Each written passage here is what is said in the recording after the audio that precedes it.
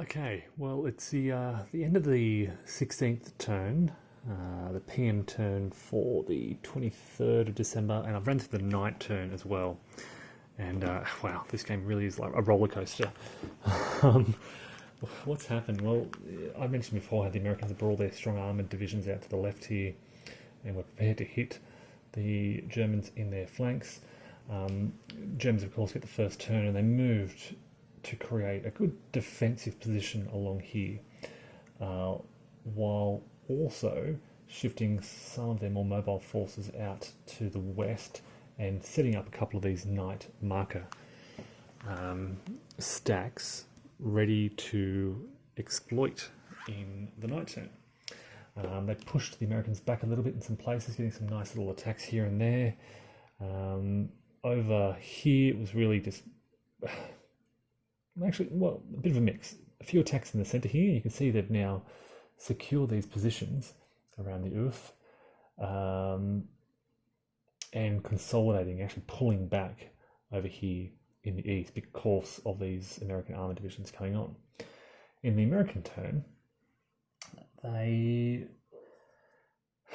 tried to attack over here, bringing these big heavy armoured divisions, but then rolling horrifically, getting 5s and 6s.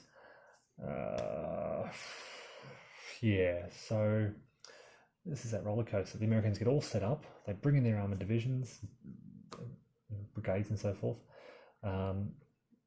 attack, and it all goes horrifically. So you can see the engaged marker here, yes, they get this attacker advantage, but it's not what they wanted. They needed better results than this.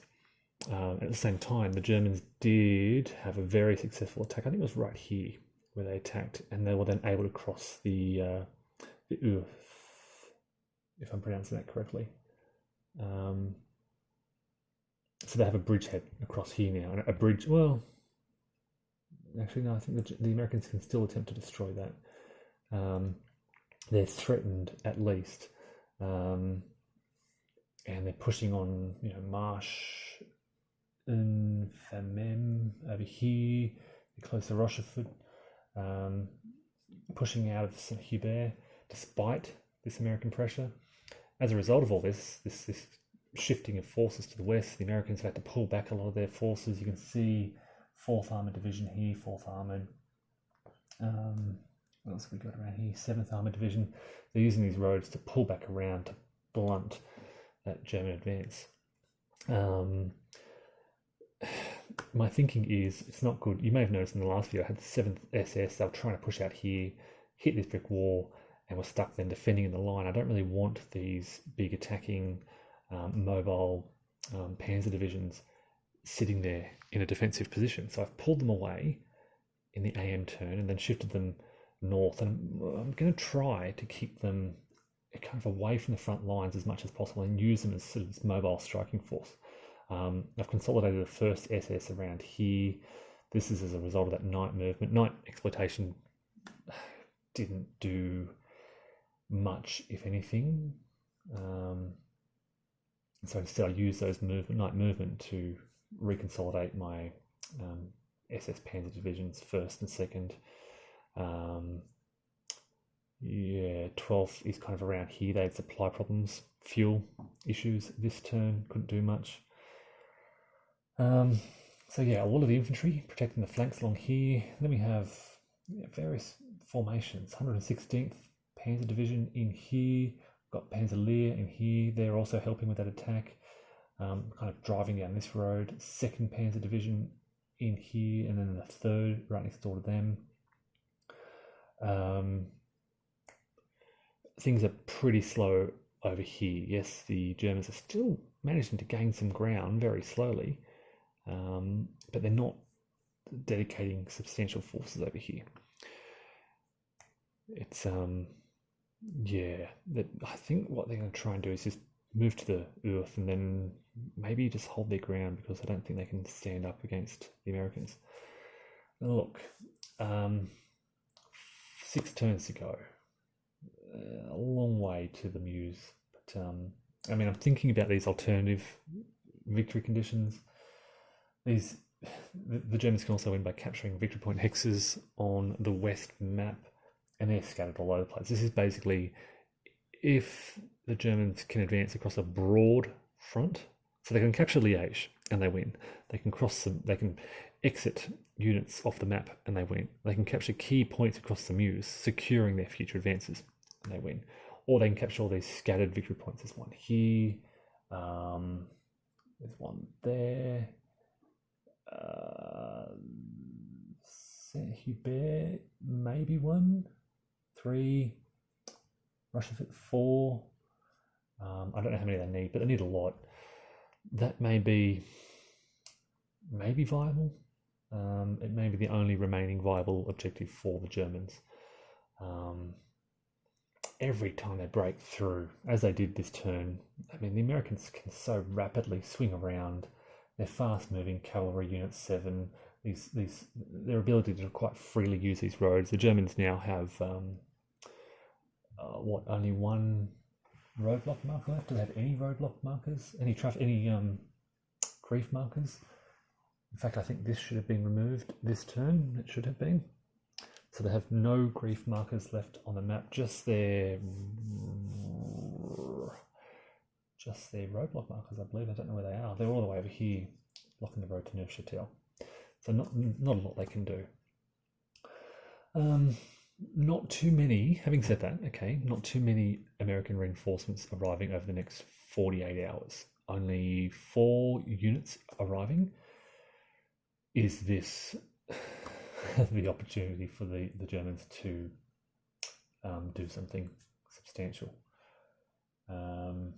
Look, they're making progress. They are advancing forward. They are hurting the Americans. They continue to inflict step losses on the Americans. Their ability to move around quite quickly with these concentrated forces. I should point out something I haven't discussed yet.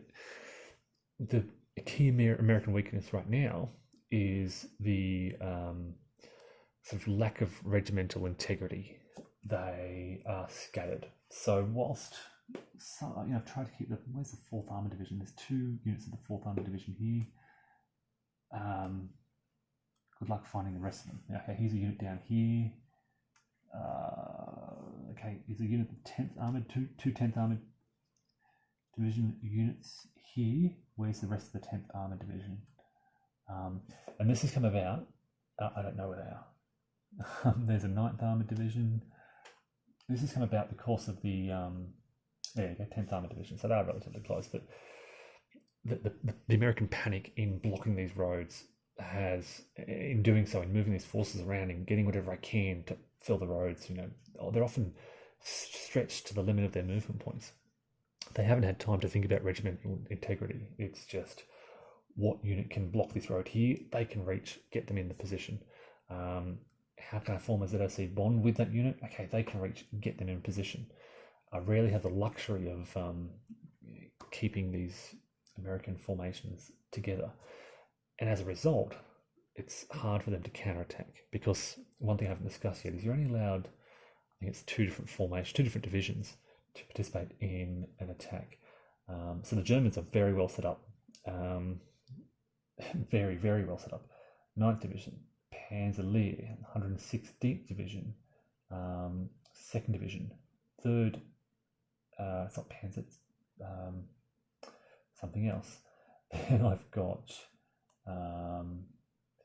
elements of the 116th, they are split slightly, but then I've got the 1st SS Division is all here. Then I've got the 12th SS Division. I don't know what it's called. Fugegelt is all in this area.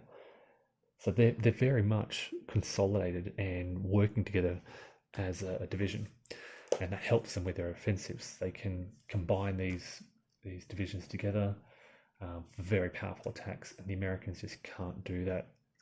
I've been helped somewhat lately by the American divisions coming on the board and being able to cooperate, as happened over here with the, where are they? Here we go. Who was doing it? The 2nd Armoured Division here, working with the 75th Division, and they're pretty much to some extent consolidated together. But throughout the rest of this area, It's 4th Cav, 2nd Division, 3rd Armoured, 2nd Armoured, 84th Division, 7th Armoured, 84th Division, 1st Division, 75th. It's just, who can I rush into the lines at that point? So, yeah, American counteroffensive capabilities are heavily restricted by that lack of what I'll call regimental integrity, whereas the Germans do have that integrity even to this point after all their advances. And I will point out, I've spent a lot of the last week of turns really focusing on that and ensuring that happens, which has probably slowed them down somewhat. But yeah, that's where we are right now, as we're about to head into the 17th turn on the 24th. One other thing quickly to point out is we now have air power, American air striking at the Germans, making their a few fuel shortages worse. The +1 dice roll modifier to the fuel shortages die rolls, and yeah, column shifts during combat really hurt. Having said that, they still lost combat left, right, and centre. So we'll see how things go.